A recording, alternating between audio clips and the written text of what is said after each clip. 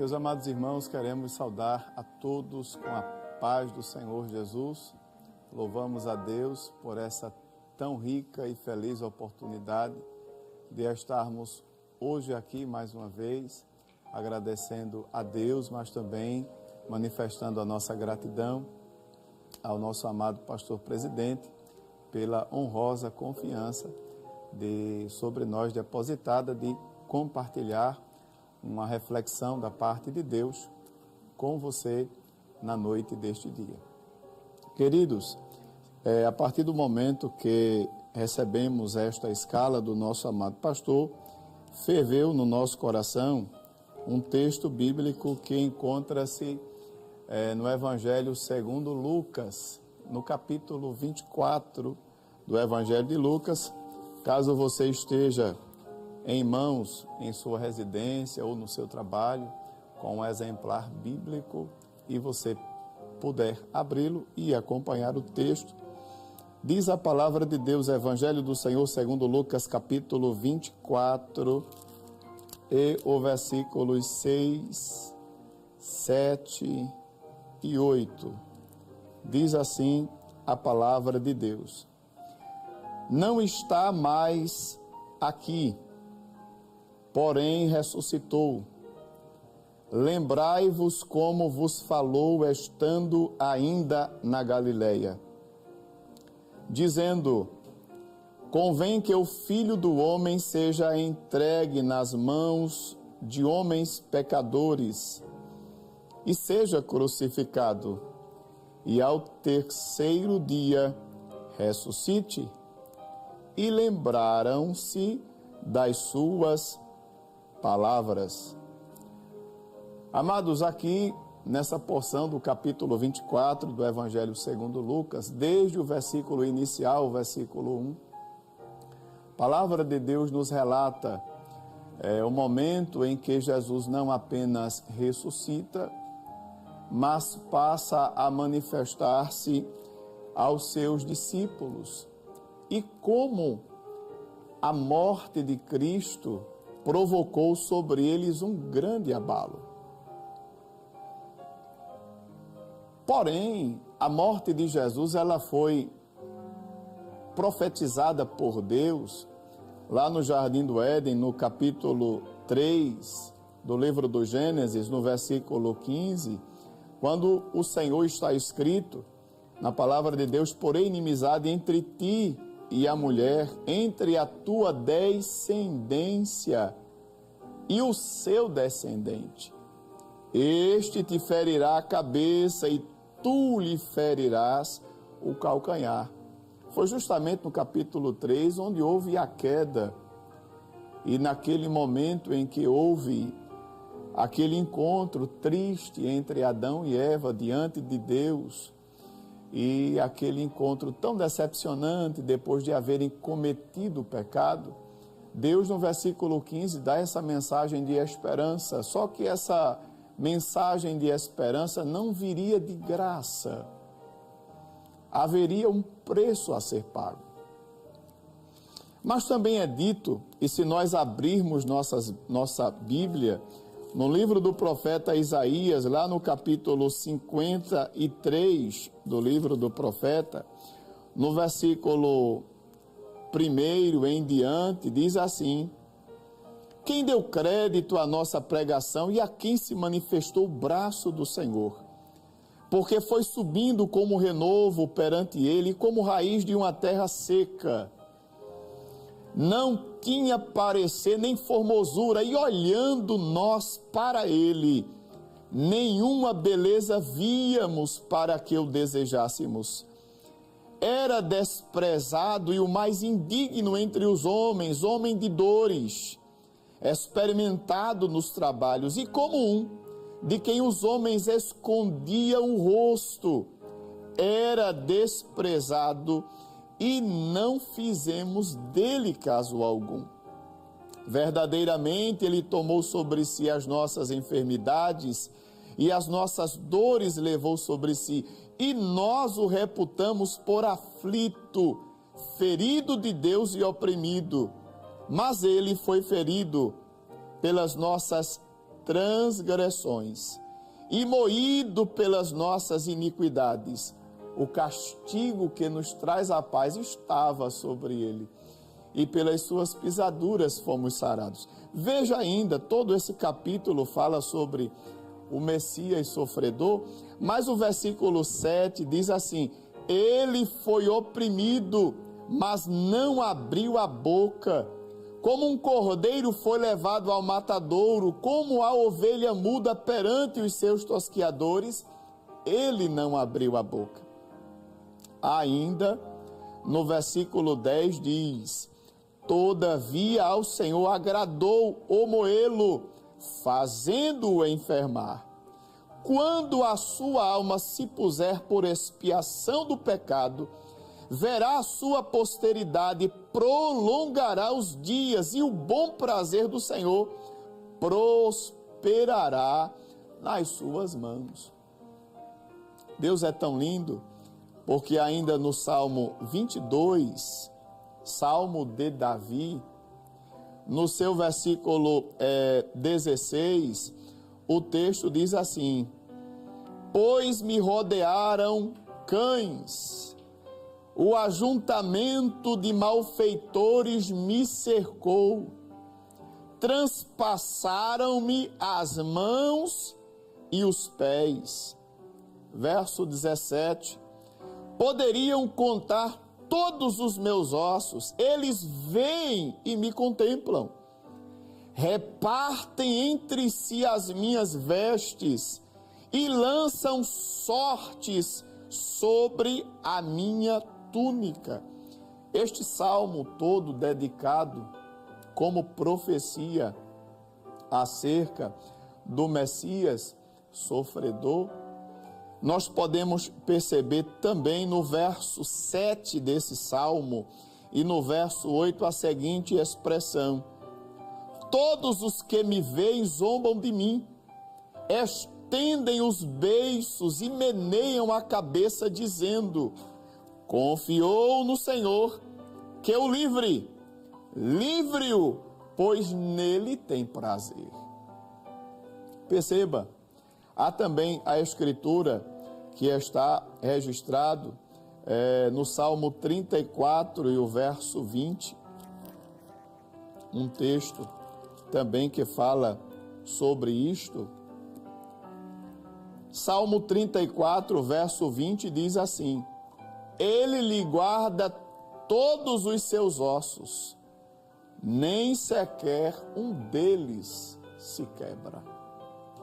Nós vemos também tipos apontando lá no Antigo Testamento para a pessoa de Jesus como o Cordeiro Pascual.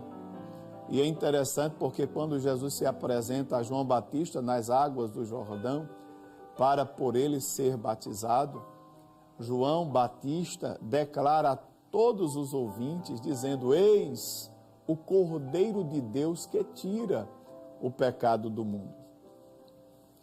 É interessante porque em Marcos, no Evangelho segundo Marcos, capítulo 8, versículos 31 e 32, a Bíblia diz assim: e começou a ensinar-lhes que importava que o Filho do Homem padecesse muito e que fosse rejeitado pelos anciãos e príncipes dos sacerdotes e pelos escribas, e que fosse morto, mas que depois de 3 dias ressuscitaria. E dizia abertamente essas palavras.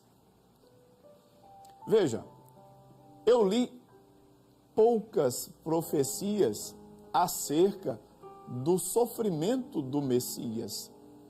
Quando Jesus vem, humaniza-se e está exercendo o seu ministério, Marcos, no seu Evangelho, no capítulo 8, relata que Jesus, em uma dada oportunidade, começa a preparar os discípulos para o sofrimento que sobre si, sobre a sua pessoa viria.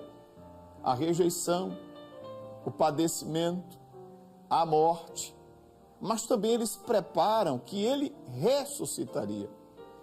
Essa mensagem, mesmo já tendo sido profetizada no Antigo Testamento, e mesmo tendo sido figurada por tipos no Antigo Testamento, foi muito difícil de ser absorvida pelos discípulos.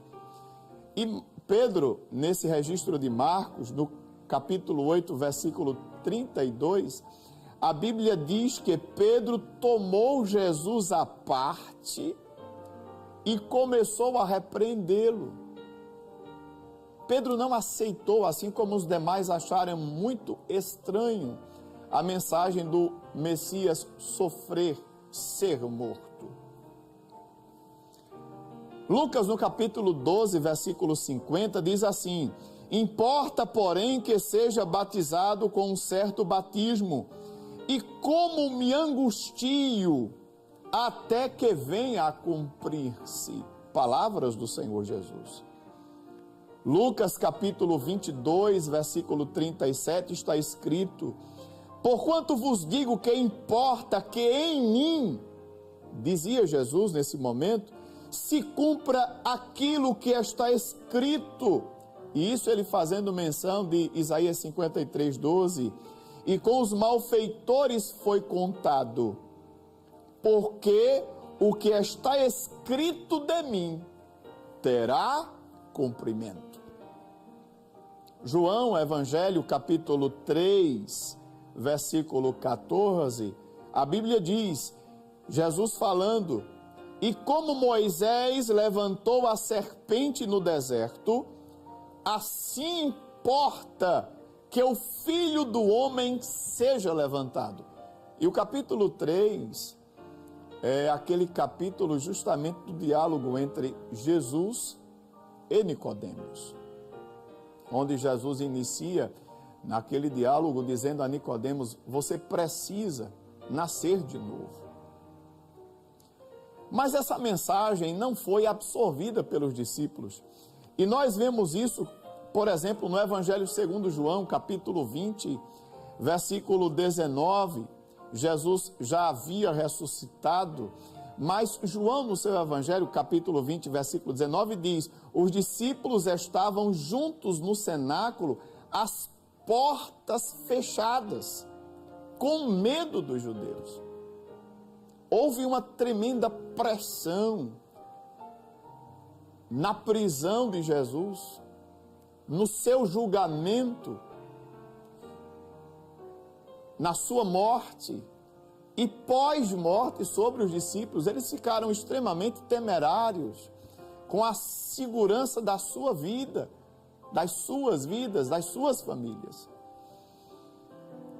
Marcos, no capítulo 16, no Evangelho segundo Marcos, capítulo 16, o último capítulo do Evangelho segundo Marcos, o versículo 10, diz assim: e partindo ela, anunciou àqueles que tinham estado com ele, os quais estavam tristes e chorando.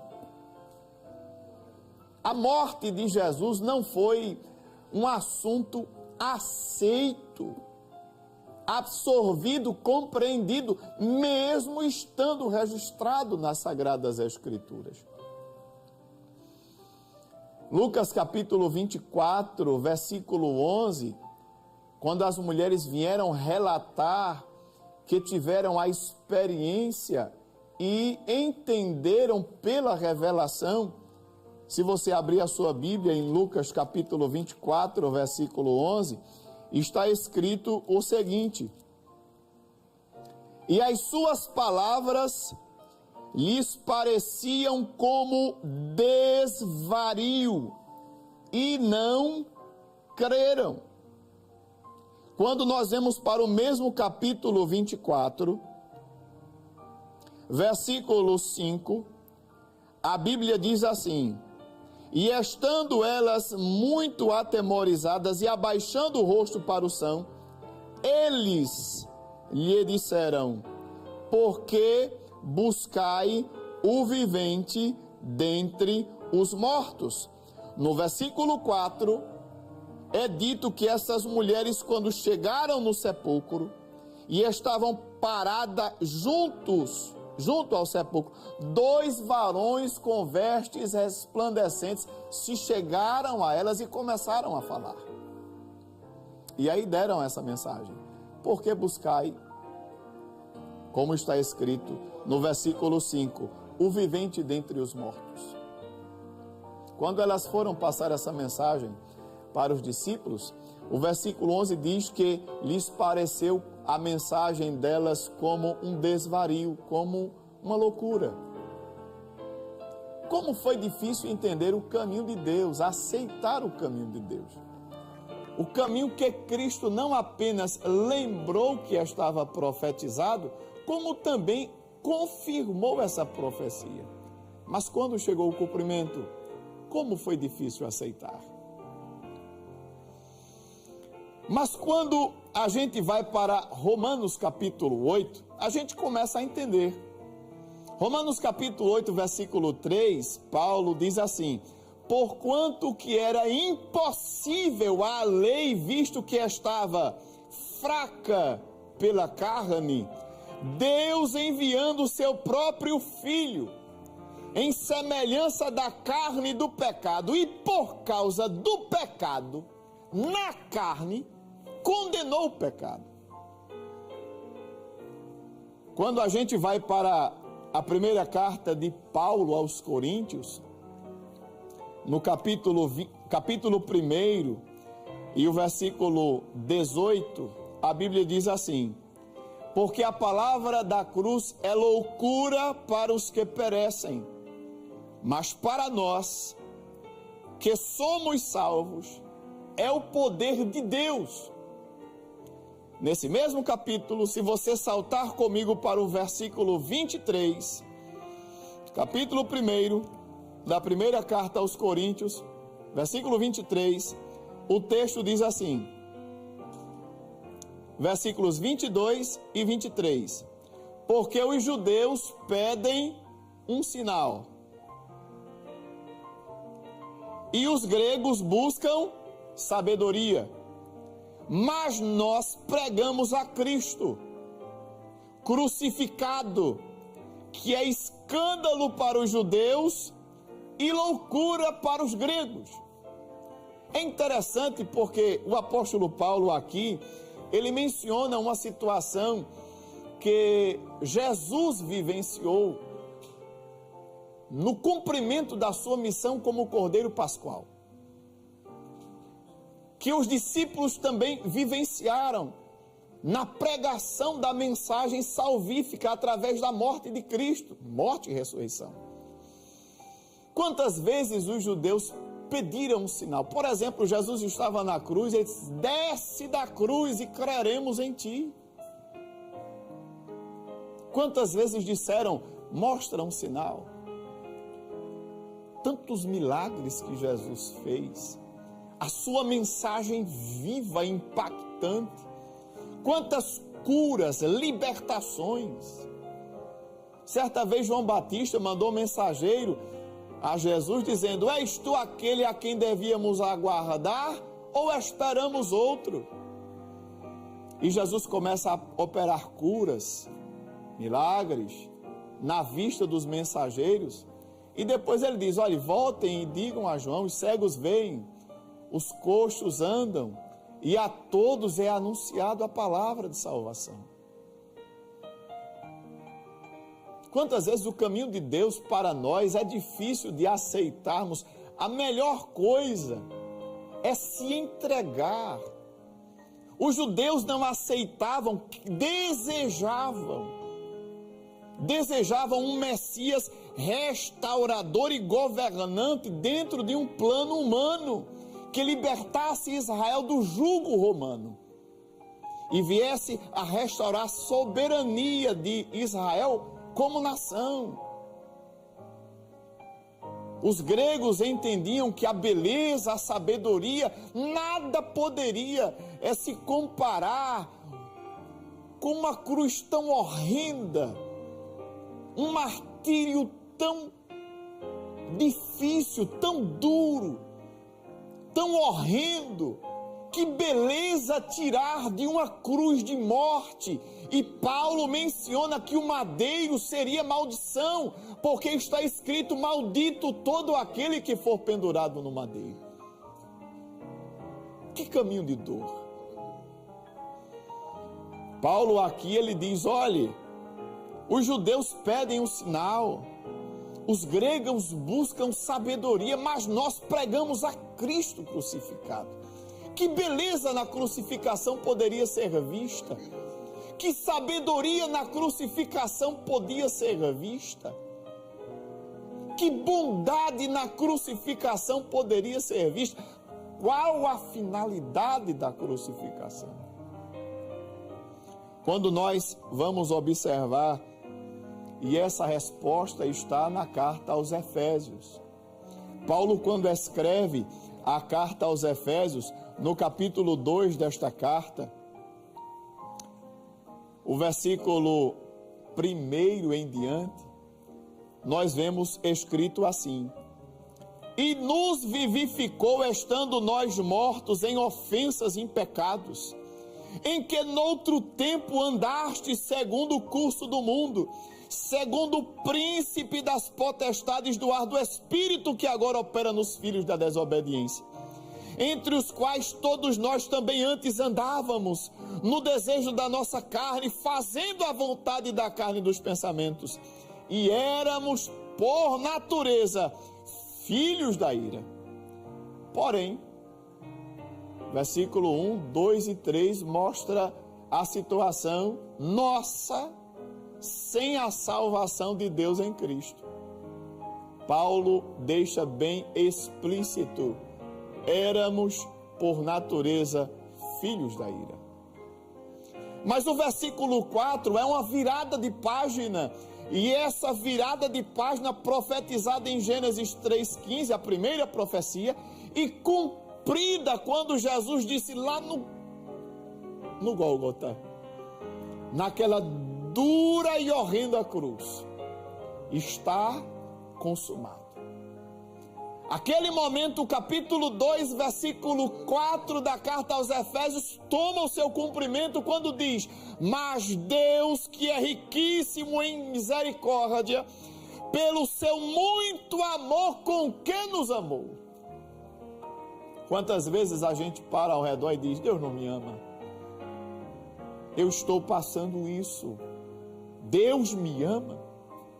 Eu quero lhe dizer na noite deste dia: Deus prova o seu amor para comigo e para contigo, em que Cristo morreu por nós, sendo nós ainda pecadores.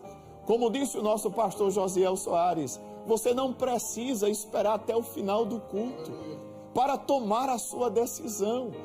Através da linha interativa, está aí ó, na tela, através do WhatsApp, você pode mandar uma mensagem dizendo: eu aceito a Jesus, ou estou voltando para Jesus, através do 994665098. Como também você pode ligar, fazer uma ligação telefônica, como também através das redes sociais. Não deixa para amanhã. O versículo 5 diz assim: estando nós ainda mortos em nossas ofensas, nos vivificou juntamente com Cristo, pela graça sois salvos. Mas apenas isso a gente poderia perguntar: perdão de pecados, salvação. Salvação significa vida eterna com Deus. Significa a libertação das prisões e cadeias do pecado. Significa a libertação do império da morte. Significa a libertação do jugo de Satanás. No versículo 6 do capítulo 2 da carta aos Efésios, o texto diz assim: e nos ressuscitou juntamente com Cristo, e nos fez assentar nos lugares celestiais em Cristo. O versículo 7 diz: para mostrar nos séculos vindouros as abundantes riquezas da sua graça, pela sua benignidade para conosco em Cristo Jesus. No versículo 9 ele diz: isso não vem de obras, para que ninguém se glorie. É tão interessante porque Paulo, ele não espera e não deixa apenas o Senhor Deus, através do apóstolo Paulo, apenas isso na carta aos Efésios, mas em toda a Bíblia Sagrada. Mas na segunda carta aos Coríntios, no capítulo 5, o versículo 15, a Bíblia diz assim: e ele morreu por todos. Eu repito, ele morreu por todos. A você que está me ouvindo, você pode até imaginar que a sua vida não tem jeito, que a mão de Deus não pode te alcançar, que Deus não pode lhe tirar desta situação. Eu quero lhe dizer, respaldado pela palavra de Deus, onde abundou o pecado, a graça veio de modo superabundante. Não existe grilhão de morte, não existe ferrolho do pecado, não existe cadeia do pecado, que a graça de Deus, por intermédio de Cristo, não possa quebrar e trazer libertação, e trazer salvação, e trazer transformação, trazer uma novidade de vida.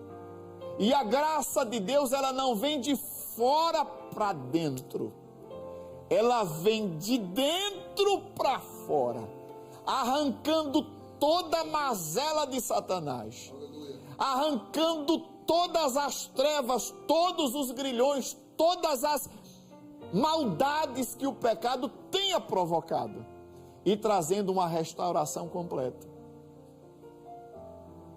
É o que Jesus disse a Nicodemos: o que é nascido da carne é carne, o que é nascido do Espírito é Espírito. Paulo trata sobre isso nesse mesmo capítulo 5 da segunda carta aos Coríntios, e o versículo 17. Assim que se alguém está em Cristo, nova criatura é. As coisas velhas já passaram e tudo se fez novo. Jesus se encontrou certa vez com uma pessoa em Gadara, na região dos Gadarenos, o outro lado do mar da Galileia. Esse homem era um objeto de Satanás. Ele era uma marionete, um boneco de Satanás. Não tinha vida social, não tinha liberdade, não tinha sanidade mental. A Bíblia diz que ele vivia nos sepulcros, se retalhando. Mas um dia, Jesus de Nazaré pisou na terra de Gadara, e ao encontrar-se com esse homem, trouxe libertação, trouxe novidade de vida, trouxe salvação. E isso está registrado para deixar seguro para mim e para você que está sendo alcançado por este culto, está cultuando conosco. Jesus pode mudar a tua vida. Não importa onde você está, não importa como você está, não importa o problema que você esteja passando, o Cordeiro de Deus que tira o pecado do mundo, ele não apenas pode, mas ele quer alcançar a tua vida. E ele não somente quer, mas se você nesta noite abrir a porta da sua vida e dizer: eu aceito a Jesus, do céu virá resposta para a tua vida. A mão grande de Deus será estendida sobre a tua vida, e teus olhos verão coisas que você nunca imaginou que aconteceria, porque Deus é fiel com a sua palavra para cumprir. Deixa Deus mudar a tua história. Deixa essa graça que é superabundante e fluiu como fonte inesgotável daquela cruz. Quando o Cordeiro de Deus se entregou e deu aquele brado dizendo: está pago. está consumado. Naquele momento Deus deu sinais de que a oferta havia sido aceita. E o primeiro sinal que acontece, o véu do templo, que era uma separação entre o santo e o santo dos santos, se rasgou de alto a baixo. Deus demonstrando que o acesso à sua presença, através do sangue do Cordeiro, estava agora aberta a porta da graça. Nesse mesmo capítulo 5 da segunda carta aos Coríntios, os versículos 19 e 21, a Bíblia diz assim, versículos 18, 19 e 21, a Bíblia diz assim: e tudo isso provém de Deus, que nos reconciliou consigo mesmo, por Jesus Cristo, e nos deu o ministério da reconciliação. Isto é, Deus estava em Cristo reconciliando consigo o mundo, não lhes imputando os seus pecados, e pôs em nós a palavra da reconciliação. O versículo 21 desse mesmo capítulo diz o seguinte: aquele que não conheceu o pecado, o fez pecado por nós, para que nele fôssemos feitos justiça de Deus. Quando eu me deparo com um texto desse, é eu ofendendo a Deus e Deus vindo ao meu encontro para trazer reconciliação entre mim e Ele. E deixando de lado todas as ofensas, todos os pecados, não levando em consideração alguma. Me lembro daquele hino que diz assim: como não entoar o teu louvor? Como deixar de proclamar teu amor tão singular? Um amor que, no capítulo 3, versículo 16 do Evangelho de João, diz assim: porque Deus amou o mundo de uma tal maneira que deu seu Filho unigênito, para que todo aquele que nele crê não pereça, mas tenha a vida eterna. A vontade de Deus é que a sua vida exuberante, vida de graça, vida abundante. Jesus disse: o ladrão não vem senão para matar, roubar e destruir, mas eu vim para que você tenha vida e a tenha com abundância. Não espere para o final do culto. Deus tem um plano na sua vida. Ele quer consumar esse projeto, escrever uma nova história, salvar a tua vida, estender a mão grande dele sobre a tua casa, sobre os teus filhos, sobre o teu casamento, sobre os teus futuros, sobre o teu futuro, sobre os teus projetos. Entrega a tua vida ao Senhor. Entrega a tua vida ao Senhor, confia nele e o mais ele fará, mesmo que a sua vida esteja como um turbilhão, no meio de um grande redemoinho. Deus, ele fala a tormenta, ele acalma mar bravio. Como diz o Salmo 46, no meio de uma grande tormenta, Deus se levanta e diz: aquietai-vos e sabei que eu sou Deus. Mas o primeiro passo é você que dá. A porta já está aberta, a porta da graça.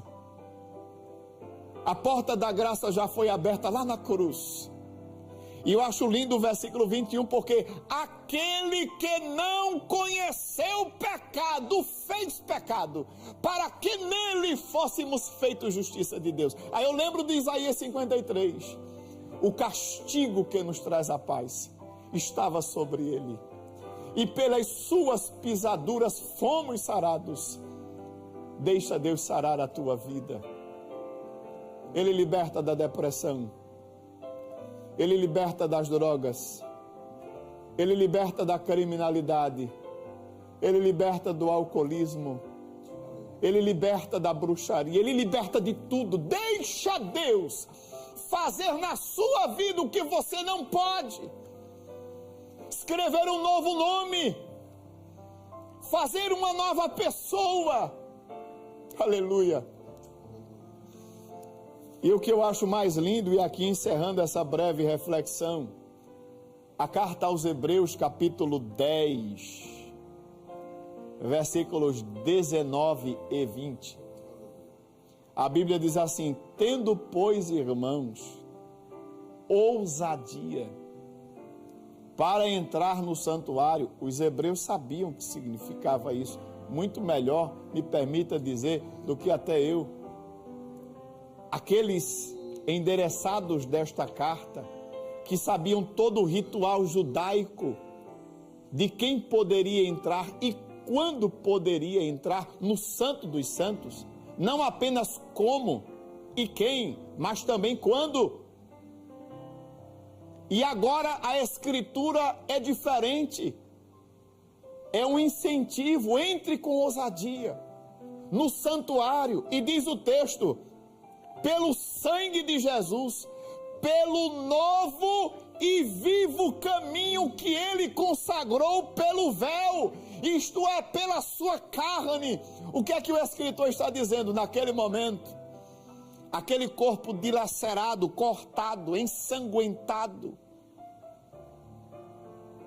estava sendo uma oferta tão satisfatória e plena,